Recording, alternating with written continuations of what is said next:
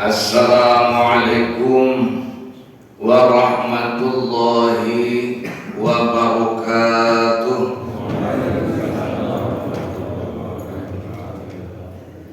Bismillahirrahmanirrahim. Alhamdulillahilladzi arsala rasulahu bil huda wa dinil haqq liyudhhirahu 'alad dini kullihi wa kafa billahi shahida. Allahumma salli wa sallim ala sayyidina Muhammadin sallallahu alaihi wasallam basyiran wa nadhira wa sirajan munira wa ala alihi wa ashabihi wa man ihtada bi hidayatihi ila yaumil jazaa. Amma ba'd. Rabbi shrah li sadri wa yassir li amri wahlul 'uqdatam min lisani yafqahu qawli. Amma ba'd. Alhamdulillah, puji dan syukur mari kita haturkan kehadirat Allah Subhanahu wa ta'ala karena nikmatnya, karena rahmatnya, karena inayahnya.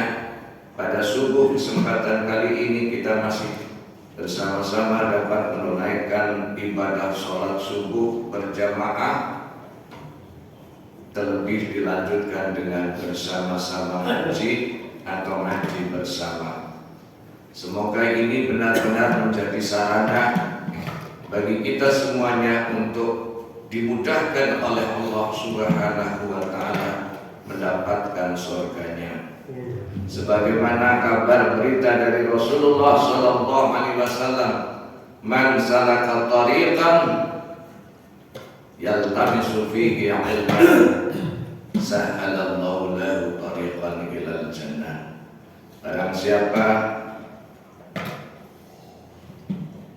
yang melangkahkan kakinya menempuh jalan untuk menimba ilmu, maka Allah akan mudahkan baginya karenanya sampai ke dalam surga Allah Subhanahu wa ta'ala. Semoga yang ada di majelis ini dengan tekun menggunakan pikirannya, menggunakan telinganya, menggunakan segala potensi yang diberikan oleh Allah Subhanahu wa ta'ala untuk bersama-sama memahami ajaran baginda Rasulullah sallallahu alaihi wasallam, betul-betul menjadi calon-calon penghuni surga. Amin. Bapak Ibu, pagi ini atau hari ini tanggal 7 Rabiul Awal, bulan Rabiul Awal, yang oleh Sultan Agung Hanyokrokusumo Narendra Gumbinegara, ulama yang hebat, menamakan bulannya dengan bulan Maulud, jadi Mulut. Maka masyarakat Islam khususnya di Nusantara ini banyak yang memperingati pengetan Maulid Nabi. Istilah Maulid Nabi itu berasal dari kata bahasa Arab walada, artinya lahir. Dari satu kata itu lalu muncullah 3 kata berikutnya, yaitu Maulid, Maulud, Milad. Maulid kelahiran, Maulud sesuatu yang dilahirkan, milad waktu kelahiran. Maka dari kata itu, kalau ada orang bilang Maulid, itu adalah gambarannya pembacaan sirah Nabi, membacakan riwayat hidup Nabi. Maka terkenalah di Indonesia kitab yang namanya Al-Barzanji. Di bulan Rabiul Awal, apalagi di kampung-kampung saya di dokumen itu mesti setiap malam bahkan sampai menjelang subuh do maca kitab perjanji, biasa diistilahkan perjanjian. Maca yasin yasinan, maca tahlil tahlilan. Itu nek kok anak-anak itu mesti aku mangan. Jadi kasih tahlil ya la ilaha illallah, sekarang udah tahlilan kok kemangan.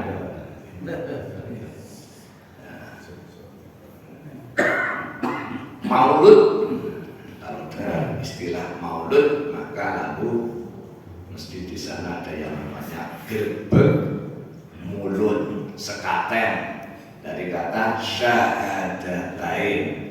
Itu satu peringatan Maulid Nabi juga dengan simbol namanya gongso satu rangkai. Menika Kiai Guntur Madu kalian Nyai Nogo Wilogo menika gambaraken rukun Islam ingkang gangsal menika. Maka sekaten itu mesti simbolnya dua gongso, nggak pernah yang keluar hanya satu kiai netok, betul mesti karunya ini. Lalu ditaruh di depan masjid Kauman. Ciri khas masjid keraton itu di Kubeng Banyu. Itu sebetulnya menggambarkan rukun Islam. Yang pertama, dua kalimat syahadat yang disimbolkan dengan Kiai Guntur Madu Nyai Nogo Wilogo. Asyhadu an la ilaha illallah wa asyhadu anna Muhammadar Rasulullah. Itu yang menjadi dasar. Rukun berikutnya ialah sholat. Maka di Masjid Keraton itu mesti masjidnya di Kubeng Banyu, terus tengen serambi wonten alat naminipun beduk kalian pentong. Nah, niku nutuk ngangge wedal boten sembarang waktu dipukul. Nah itu sebetulnya menggambarkan sesudah mengikrarkan dua kalimat syahadat, lalu orang itu nalurinya melihat sesuatu yang asing itu kepengen, kepengen nyedaki, kepengen demok. Lalu mau tidak mau mendekati beduk pentong itu mesti kakinya harus dibasuh dulu. Itu ajaran bersuci karena miftahus shalah at-tuhur. Kuncinya sholat adalah bersuci. Kemudian setelah kakinya bersih, masuk ke masjid mendekati lalu diloke. Ojo demok-demok sadurunge kok basuh tanganmu, kok basuh wajahmu, dan kok usap kepalamu. Jadi ajaran wudu. Nah, maka kalau ditutup pentongnya itu tong-tong blem, itu maksudnya seperti Nabi kalau mau memimpin mengimami sholat itu sawu sufufakum. Ada hadis yang mengatakan begitu masuk ke masjid, shaf pertama harus dipenuhi dulu. Maka tong-tong blem itu sebetulnya kalimat masjidnya jigotong, iji sedeng, sholat berjamaah. Sebentar kabur, tenang. Masjidnya jigotong, iji sedeng. Ayo, tidak asem. Milad itu sering digunakan untuk ulang tahun. Perserikatan Muhammadiyah ulang tahunnya menggunakan istilah milad keberapa. Kalau perguruan tinggi dies ini lara-lara yang ini. Nah sekarang apa dasarnya orang memperingati Maulid Nabi?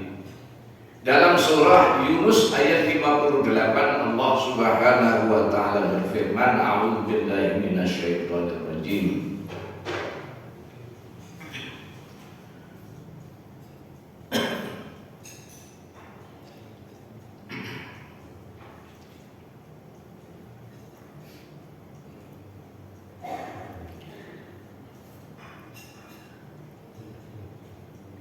Surah Yunus ayat 58.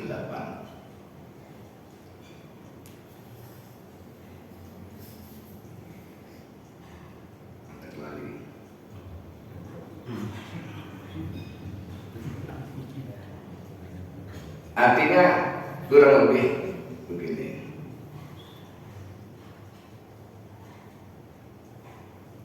Wa bi fadlillahi wa bi rahmatihi fa bidzalika falyafrahu huwa khairul lakum mimma yajma'un. Qul bi fadlillahi wa bi rahmatihi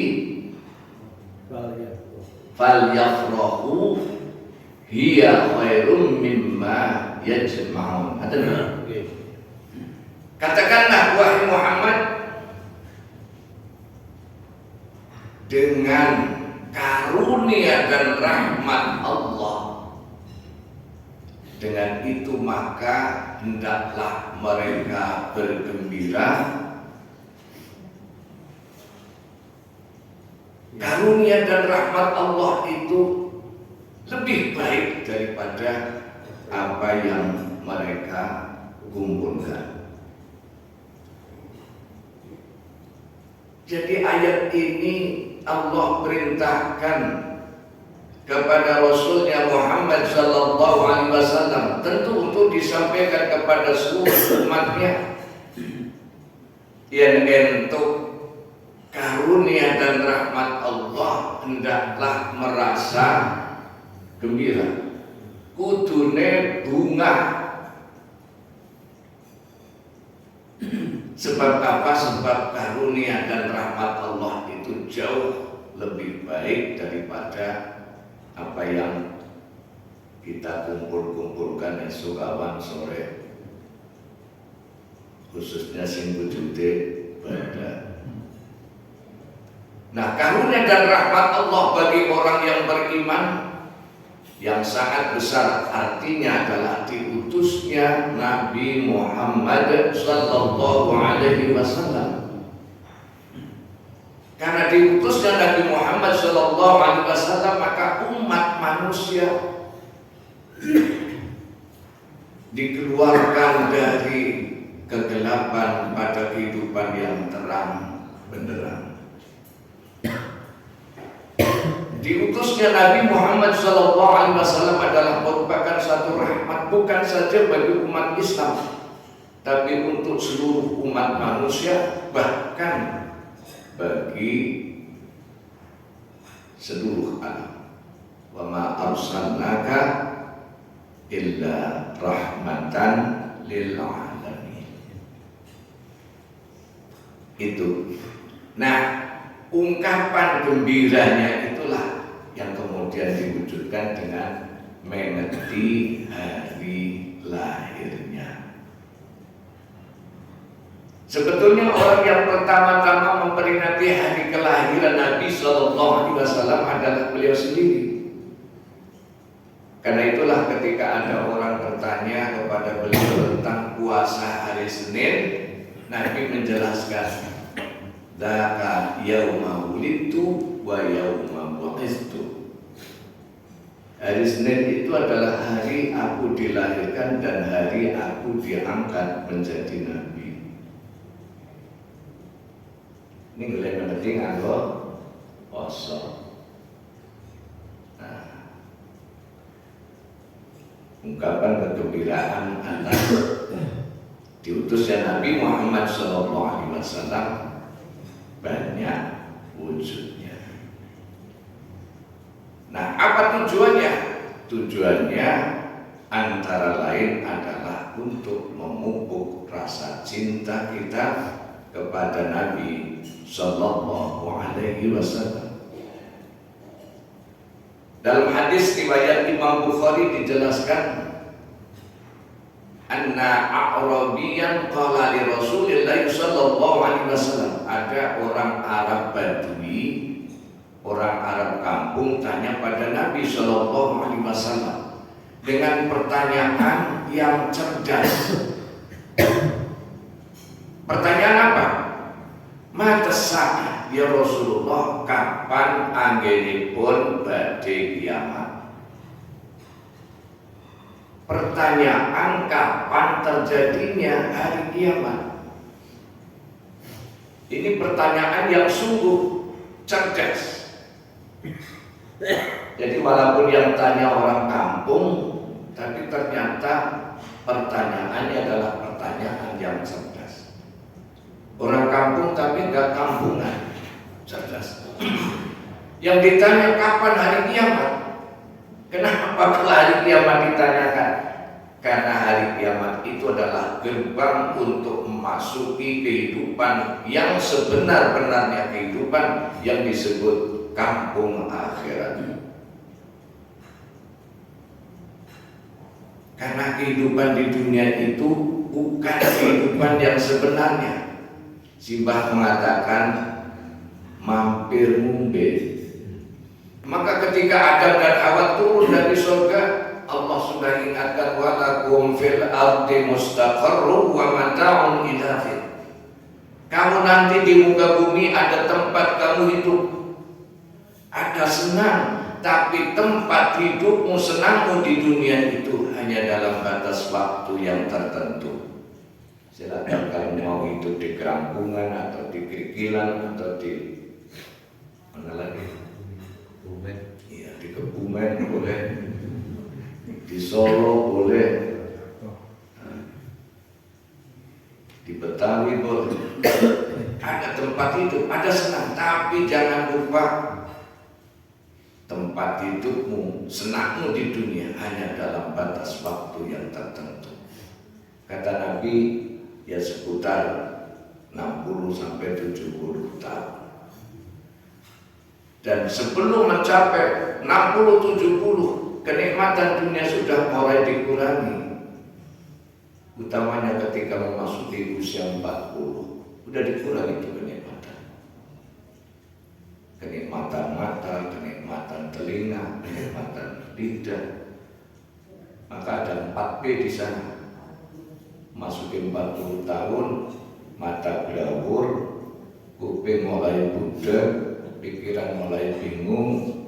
Kadang-kadang kalau dingin banget batuk, dhuwur batuk misal, batuk geser namanya.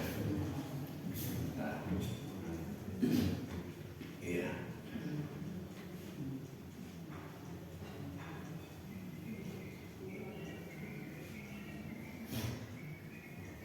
Mata dunia qalil.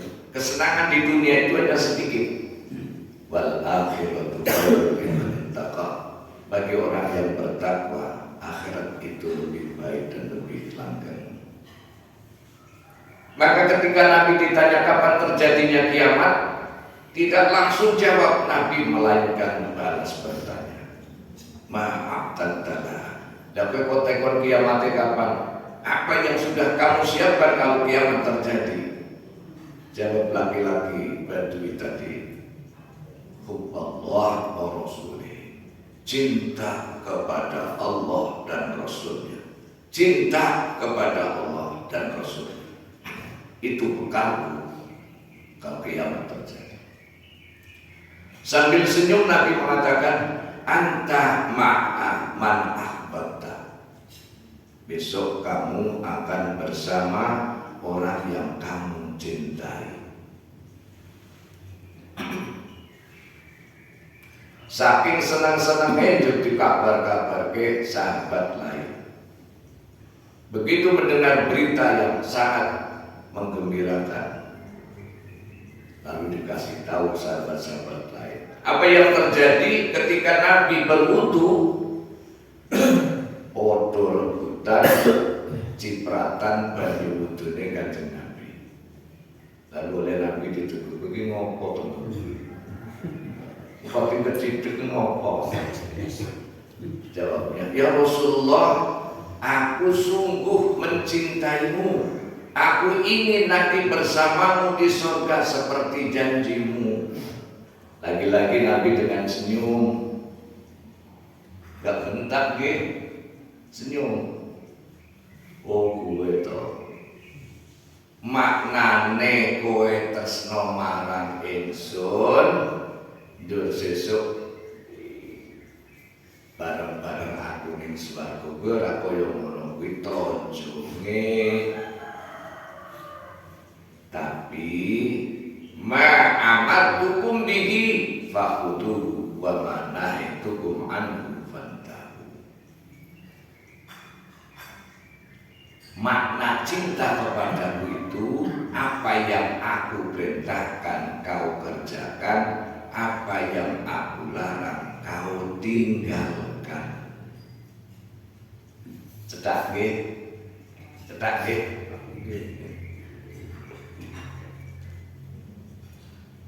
Apa salah satu perintah Allah yang dapat kita pelajari? Sebetulnya semua apa yang diperintahkan Rasul, apa yang dicontohkan Rasul, itu semuanya adalah hal-hal yang sangat utama. Satu diantaranya, nek jemuan kuwi teko sing gasik. Maka ada hadis yang terkenal, di hari Jumat malaikat-malaikat Allah pada berdiri di pintu-pintu masjid dengan memegang buku daftar hadir. Orang yang hadir paling gasik sehingga ia dapat soft pertama dicatat seperti berkorban dengan seekor unta. Gasik kedua dicatat seperti berkorban dengan seekor lembu. Datang gasik ketiga seperti berkorban dengan seekor kambing. Datang gasik keempat seperti berkorban dengan seekor ayam. Datang gasik kelima seperti berkorban dengan sebutir telur. Jangan dapat unta apa dapat telur. Kalau khotib sudah naik mimbar, maka malaikat-malaikat yang jaga pintu masjid segera menutup buku daftar hadirnya karena segera mengelilingi mimbar untuk mendengarkan khutbah. Jadi orang datang Jumatan kok khotib sudah naik mimbar, itu nanti namanya tidak ada dalam buku daftar hadir Jumatan. Mumpung tasih dipun pakai kesempatan sesuk-sesuk meneh aja telat apa meneh telat karo telat itu bener. Oke sing telat apa sing telat? Oke sing telat wis teko telat marmetan dilat dari HP. Ya Allah. Ono jere arep sapate kan Nabi sesuk ning jadi iya kita mantep banget nggih buki-buki pidato. Pun cetak nggih. Satu, dua. Bagaimana ibadahnya Nabi? Siti Aisyah pernah menceritakan pengalaman. Beliau berkata, pada satu malam aku terbangun dari tidurku. Salah sawijine bengi aku ngilir. Lho tanganku grama-grama. Waktu grama-grama aku demek empuk-empuk. Kaget aku tak kira kok. Bareng aku nyelinga dapur, ternyata sing tak demek empuk-empuk kuwi boten bantah. Bantah sing panggilan boten. Saparanipun Rasulullah sallallahu alaihi wasallam. Nek basane nggih delamaan. Delamaan kompuk karena bengkak, abuh. Kenapa bisa bengkak? Karena lamanya berdiri, lamanya rukuk, lamanya sujud, lamanya i'tidal dan seterusnya. Lalu Aisyah melanjutkan ceritanya. Bareng salam Kanjeng Nabi tak lurui belum. Saya tegur, ya Rasulullah, jenengan harus dijamin mesti mlebu mlebu swarga dijamin diampura dosane kabeh. Kaya gelem-gelem ya Rasulullah jenengan kaya niki ya Allah.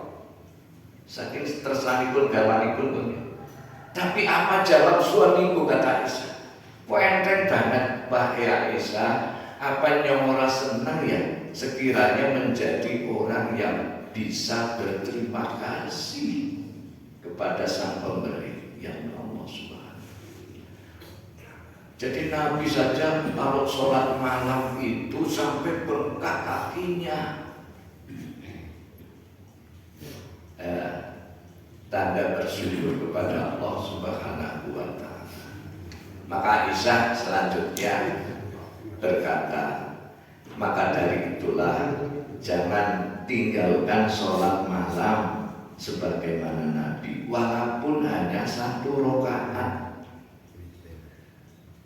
Artinya merutinkan sholat malam itu lebih baik walaupun hanya 1 rakaat daripada 20, 3 rakaat atau 11 rakaat nih sebulan nih bisa.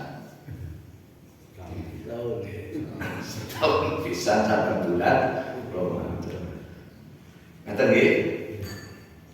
3, istiqomahnya Nabi dalam kebenaran, dalam memegangi keyakinan. Orang kafir Quraisy, musyrikin Quraisy, boleh budidaya bendung dakwahipun Kanjeng Nabi niku luar biasa. Pertama kali nganggo cara bujukan. Diutuslah perwakilan dari penggede-penggede kafirin musyrikin Quraisy melalui pamannya Abu Thalib. Abu Thalib, sampaikan kepada keponakanmu karepe piye, mbok lereno le ngejak-ejak asyhadu an la ilaha illallah wa asyhadu anna muhammadar rasulullah. Karepe opo? Tekono yen kepengin pangkat sing paling dhuwur, kami siap mengangkat keponakanmu menjadi pemimpin tertinggi bagi kami. Yang kepengin sugih, wis kami siap menjadikan keponakanmu orang yang terkaya di sini. Atau kalau kepengin istri, milio perawan porondo, keporo nek karo wong sing ora bojone ben takon pegatan. Pen anggere leren ben aja asyhadu an la ilaha illallah wa asyhadu anna muhammadar rasulullah. Barang ditekaki karo Kanjeng Nabi, jawab Nabi apa?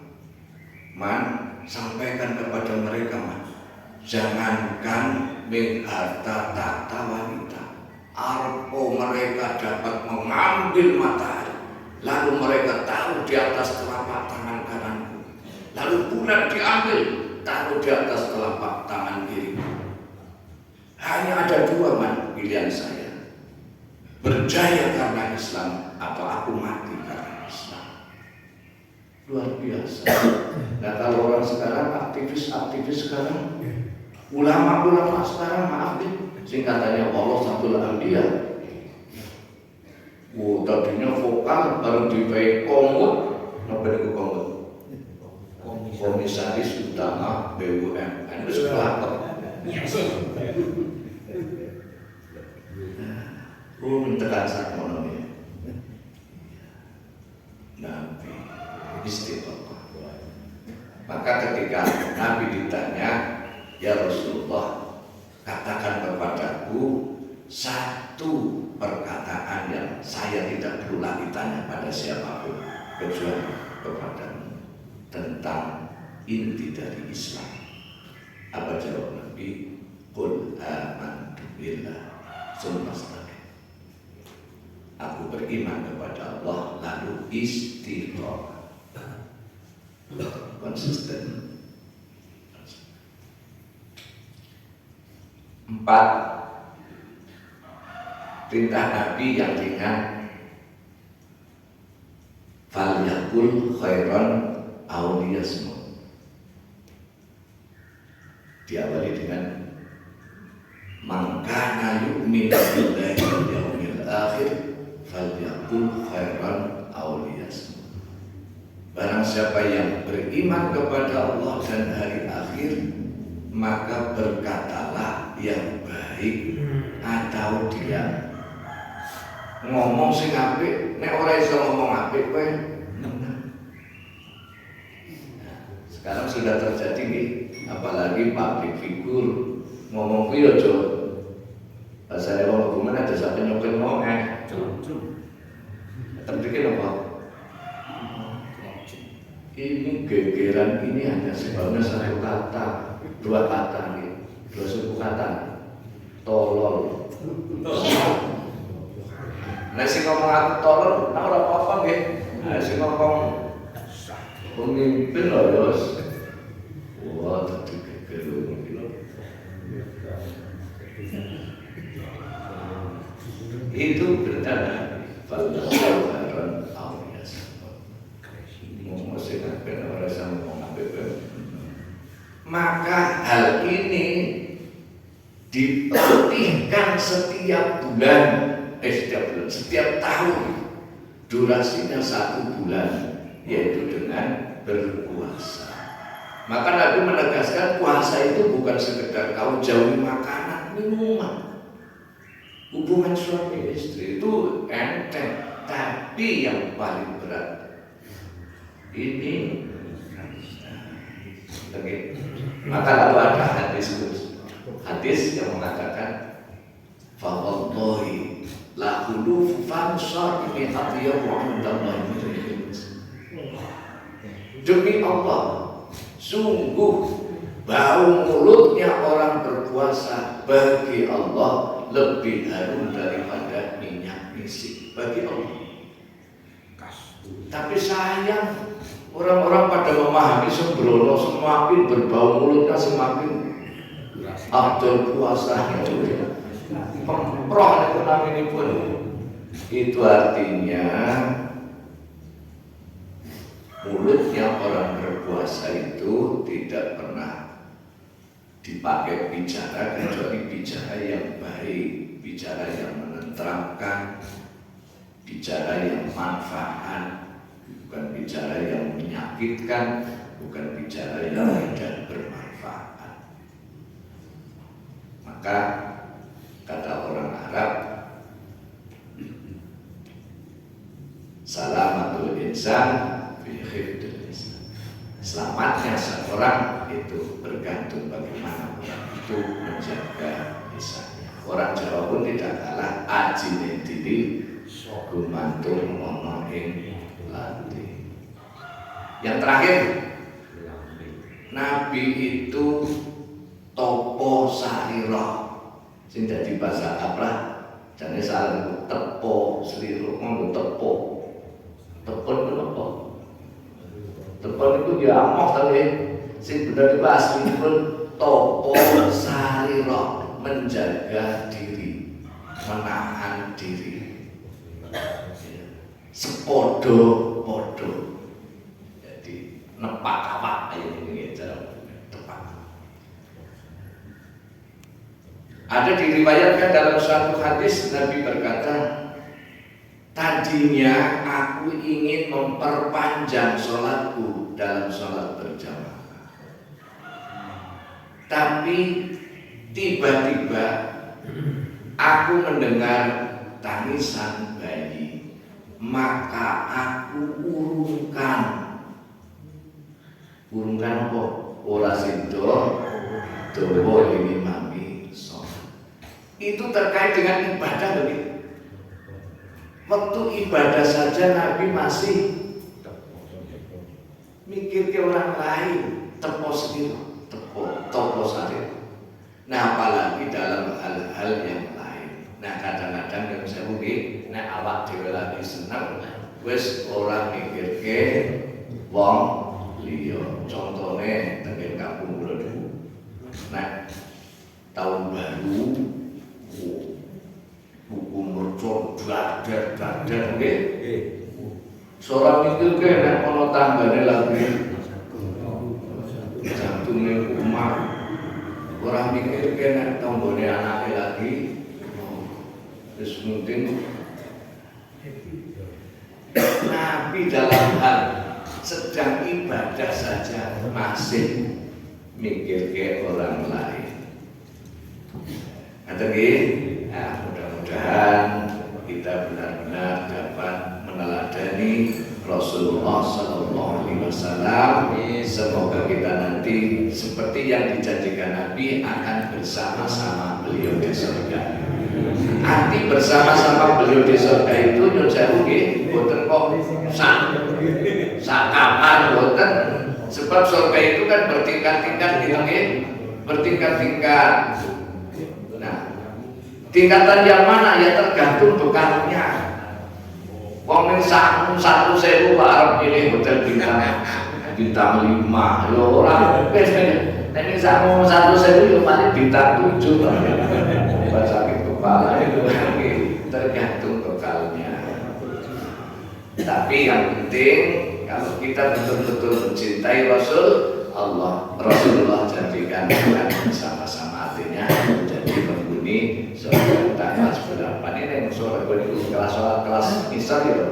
Kalau hotel terpergi orang kocek-kocek. Kata nangis, ibu bilang terpakun kita melakukan pengabdian billahi taufiq wal hidayah wa ridho. Wassalamualaikum warahmatullahi wabarakatuh.